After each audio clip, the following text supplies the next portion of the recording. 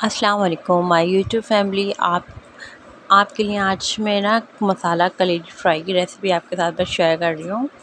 तो उसके लिए मैंने ये कलेजी ले ली है और कलेजी पे स्किन लगी हुई है जो मुझे ऐसे ही कट कर होके आई थी। तो ये मैं इसको कलेजी का जो ये ऊपर का है ना, ये मैं निकाल रही हूँ इसको, छिलका जो इसके ऊपर है लगा हुआ। अगर आपकी कटी हुई नहीं है तो एकदम से एक ही दफ़ा निकल जाएगा, बट ये मेरे पास कटी हुई थी तो इसलिए मैं सब पीसेस को मैं निकाल रही हूँ। इसकी लेयर को अच्छे से इसको निकालने के बाद पहले तो मैंने धो लिया है इसको, 2-3 पानी से अच्छे से धोया। और इसके ऊपर से ये मुझे स्किन निकाल देनी है। ये निकाल के इसके बाद एक के ना भगोने में पानी गर्म करेंगे हम, और अच्छे से पानी 7 मिनट तक गर्म करना है। और उसके बाद उसमें आधा कप के करीब सिरका डाल देना है। सिरका डालने के बाद इसके अंदर ये कलेजी जो है ये हम भिगो के रखेंगे 20-25 मिनट के लिए ना, और उसको चलाते रहेंगे ताकि सारी गंदगी साफ़ हो जाए। कलेजी की बदबू, खून की बदबू सारी साफ़ हो जाएगी और इतनी साफ़ सुथरी हो जाएगी ऐसा लगेगा उबाल लिए आपने। उबालते हैं ना तो सब गंदगी निकल जाती है, बट मैंने उबाली नहीं, वैसे हार्ड हो जाती है। तो बस मैंने ऐसे ये चमचा चलाती जा रही थी। गर्म पानी के अंदर सिरका डाला था, सिरका डाल के मैंने कलेजी डाली और थोड़े से मैंने इसको चलाया, और उसके बाद मैंने 20 मिनट के लिए इसको मैंने रख दिया।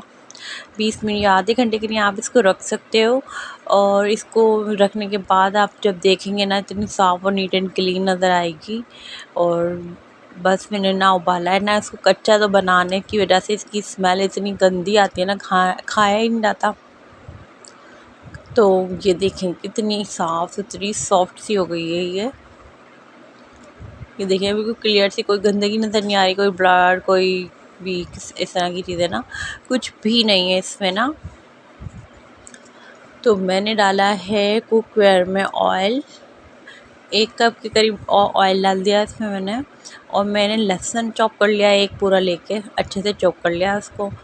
और मसाले आपको नज़र आ रहे हैं, ये मैंने मसाले लिए हैं, देखें चिली फ्लेक्स लिए हैं मैंने इसमें, और ज़ीरा मैंने पाउडर लिया है, garlic powder, cumin powder, coriander powder और सॉल्ट, यही इसके मसाले थे। और लहसुन मैंने ले लिया था। अदरक मैंने इसमें नहीं ज्वाइन किया था इसको, कि अदरक नहीं डाला मैंने ऐड करना इसमें, अदरक बिल्कुल नहीं ऐड करना, सिर्फ लहसुन मैंने डाला है। तो ये लहसुन जो मैंने चॉप किया हुआ था इसको मैंने ना कलेजी के अंदर अच्छे से लगा दिया।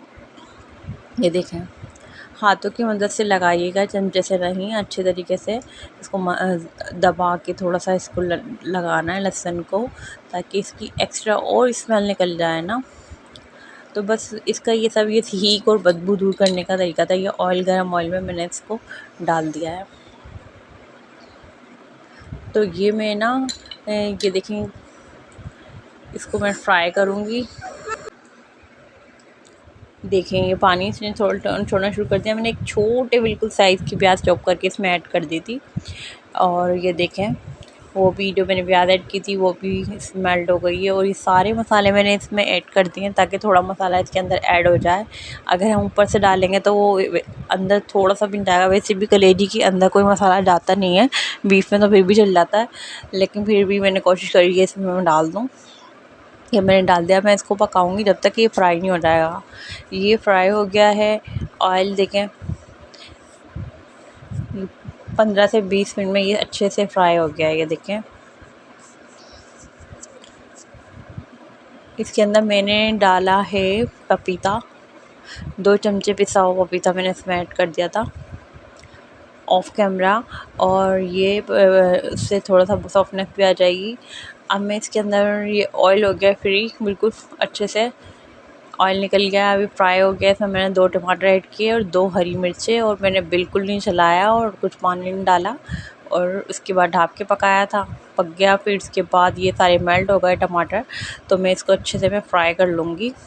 और जो मैंने मसाले डाले थे ना, ज़ीरा, ब्लैक पेपर और ये सब चीज़ें ना, ये मैं इसके बाद भी ऐड करूँगी। टमाटर फ्राई करने के बाद भी ये सब चीज़ें मैं ऐड करूँगी। और ये मेरा तैयार हो गया है डर, बिल्कुल ड्राई सा मैंने बनाया है ताकि मेरे बच्चों को बहुत पसंद आता है। दुआओं में याद रखिएगा, अपना बहुत सारा ख्याल रखिएगा। मिलते हैं नेक्स्ट रेसिपी में।